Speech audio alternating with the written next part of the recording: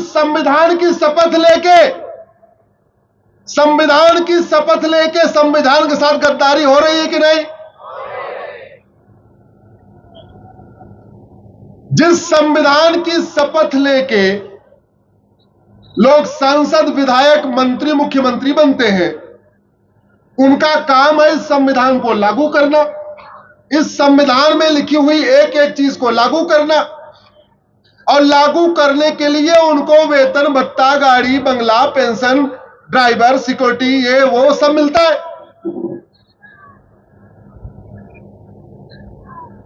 अगर ड्राइवर ठीक से अपना इलाज न करे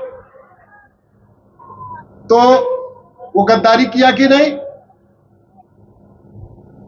अगर ड्राइवर ठीक से गाड़ी न चलाए तो गद्दारी किया कि नहीं? शिक्षक ठीक से न पढ़ाए तो गद्दारी किया कि नहीं? मिस्त्री ठीक से घर न बनाए तो गद्दारी किया कि नहीं? ऐसे अगर सांसद, विधायक संविधान के खिलाफ जाके कानून बनाए तो गद्दारी किया कि नहीं? और यह गद्दारी एक बार नहीं, 50 बार हुई है। अंग्रेजों ने तो 100% कानून भारत को बर्बाद करने, भारत की संस्कृति को बर्बाद करने, लूटने और बांटने के लिए बनाए थे। बाद वाले अंग्रेजों ने, 1950 के बाद वाले अंग्रेजों ने भी 50 से ज्यादा कानून बनाए हैं भारत को लूटने और भारत को बांटने के लिए। इसलिए मैं आप सबसे कहता हूं, अब इस यात्रा के साथ साथ इस अधर्म के खिलाफ आवाज उठाना पड़ेगा।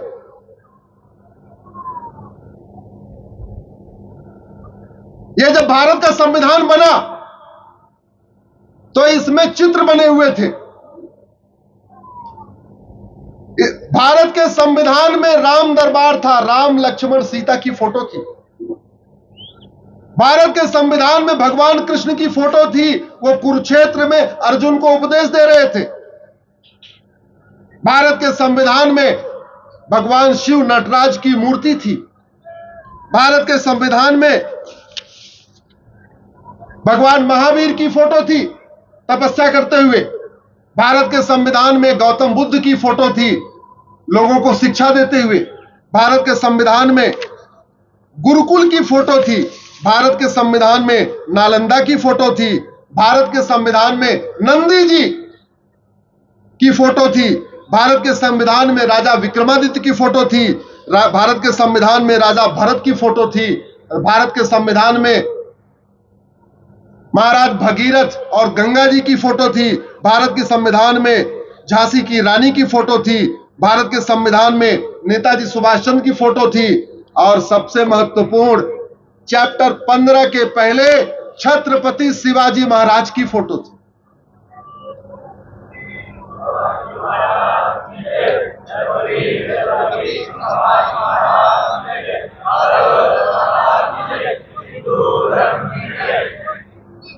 और ये जितनी फोटो थी, ये चैप्टर के हिसाब से कुछ खास संदेश देने के लिए थी।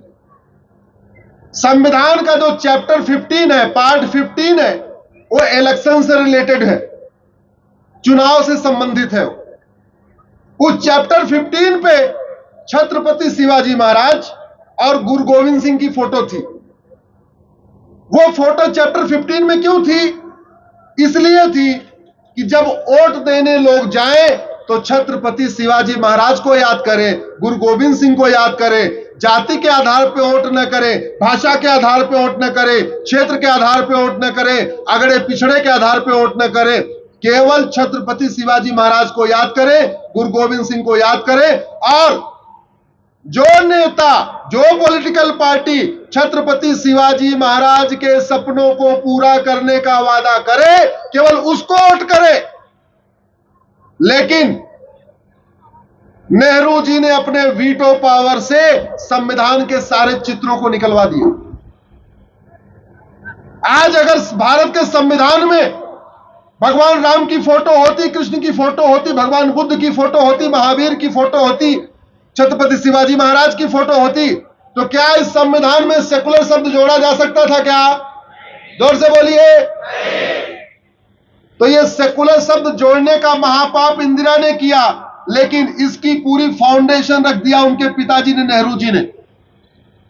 उन्होंने चित्र निकाल दिया, बाप ने हमारे महापुरुषों का चित्र निकाला संविधान से, बाप ने हमारे भगवान का चित्र निकाला, बाप ने छत्रपति शिवाजी महाराज का चित्र निकाला, और बेटी ने सेकुलर शब्द ले आके जोड़ दिया। ये सारे चित्र पुनः वापस आने चाहिए कि नहीं? जरा जोर से बोलिए जरा।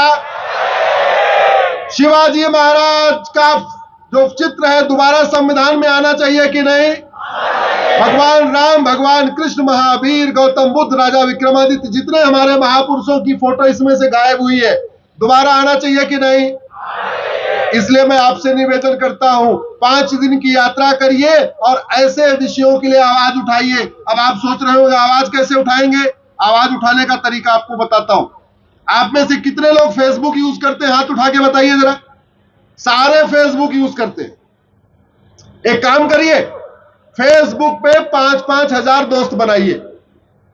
अभी आप फेसबुक पे अपने जो फ्रेंड बनाते होंगे तो केवल अपने जान पहचान वालों को बनाते होंगे, महाराष्ट्र के अंदर के लोगों को बनाते होंगे, नहीं। अब आप फेसबुक पे फ्रेंड बनाइए गुजरात वालों को भी, बंगाल वालों को भी, यूपी वालों को भी, बिहार वालों को। न जाति देखिए, न भाषा देखिए, न क्षेत्र देखिए, न प्रांत देखिए, पूरे भारत के लोगों को अपने फेसबुक में जोड़िए। और ये जो पार्लियामेंट के अंदर महापाप हुए हैं, इन पापों को लिखना शुरू करिए। क्योंकि रोज रोज सड़क पे आके कोई मांग करना ठीक नहीं है। अगर कोई चीज सोशल मीडिया के जरिए हो सकती है तो काहे लिए रोज रोज आना? 5 दिन की यात्रा तो आप पहले ही करते। लिखना शुरू करिए। अब आप सोचिए, अभी आप यहां 1 लाख बैठे हुए, अगर सबके 5-5 हजार फ्रेंड हो जाए फेसबुक पे तो आपकी बात 5 करोड़ लोगों तक पहुंच जाएगी। पहुंची कि नहीं पहुंची? कोई मेहनत करना पड़ा क्या? बस केवल फ्रेंड बनाना है। हमारे फेसबुक से जुड़ जाइए। हमारा एक फेसबुक का पेज है, उस पर 6-6.5 लाख लोग हैं। आप वहां से जुड़ जाइए, आपको रेगुलर ऐसे वीडियोस मिलते रहेंगे। इस भारत के संविधान का लक्ष्य है राम राज्य की स्थापना, और राम राज्य का मतलब होता है, मेरे साथ जोर से बोलिए, धर्म की, अधर्म का, प्राणियों में, विश्व का। धर्म की जय करना पड़ेगा, धर्म का नाश करना पड़ेगा, प्राणियों में सद्भावना और भारत का कल्याण। एक बात ध्यान रखिएगा, ये जो 4 वाक्य है ना, इसमें जो सबसे इंपॉर्टेंट है वो है अधर्म का नाश। अधर्म का नाश किए बिना धर्म की जय नहीं हो सकती। अधर्म का नाश किए बिना प्राणियों में सद्भावना नहीं हो सकती। अधर्म का नाश किए बिना भारत का कल्याण नहीं हो सकता, विश्व का कल्याण नहीं हो सकता। और अधर्म का नाश करना यह हमारी ड्यूटी नहीं है, यह ड्यूटी सरकारों की। ऐसे कठोर कानून बनाए कि आदमी अधर्म करने के पहले 10 बार सोचे। घूसखोरी धर्म है कि अधर्म? तो घूसखोरी के खिलाफ कठोर कानून बनाना किसका काम? सरकार का। जमाखोरी, मिलावटखोरी, कालाबाजारी ये धर्म है कि अधर्म? कानून बनाना किसका काम? सरकार। ये अवैध घुसपैठ हो रही है, रोहिंग्या, बांग्लादेशी, ये अधर्म है कि नहीं? कानून बनाना किसका काम? सरकार। भाई अगर आप किसी बांग्लादेशी को जाके पकड़ के अगर मान लो 2 डंडे मार दोगे तो याद रखना उस घुसपैठिए के खिलाफ केस तो बाद में होगा, आपके खिलाफ पहले केस हो जाएगा। होगा कि नहीं होना? तो यानी घुसपैठियों को रोकने की ड्यूटी आपकी कम, ज्यादा किसकी है? सरकार की। आपकी ड्यूटी केवल इतनी है, सूचित कर देना, 100 नंबर फोन करके बता देना भाई हमको इधर घुसपैठिए दिखाई दे रहे। लेकिन उनके खिलाफ कानून बनाना किसका काम है? सरकार का।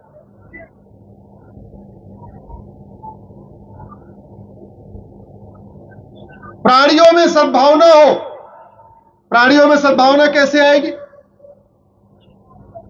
जहां भारत में नफरत सिखाने वाले स्कूल चल रहे हैं, जहां स्कूल में, भारत के बहुत सारे स्कूलों में नफरत सिखाई जा रही है, भारतीयों के प्रति नफरत सिखाई जा रही है। ऐसे स्कूल है कि नहीं है? और ये स्कूल कब से चल रहे हैं? गुलामी के टाइम से। तो प्राणियों में सद्भावना तब आएगी जब गुलामी के समय की शिक्षा व्यवस्था बदलेगी, और धर्म की जय तब होगी जब धर्म को पढ़ाया जाएगा। कितने दुर्भाग्य की बात है, जहां क्रिश्चियन मेजॉरिटी कंट्री है, जिन देशों में क्रिश्चियन मेजॉरिटी है वहां बाइबल पढ़ाई जाती है। जिन देशों में मुस्लिम्स मेजॉरिटी में है वहां कुरान पढ़ाई जाती है। और हिंदुस्तान में न वेद पढ़ाया जाता है, न पुराण पढ़ाया जाता है, न रामायण पढ़ाया जाता है, न भगवत गीता पढ़ाई जाती है।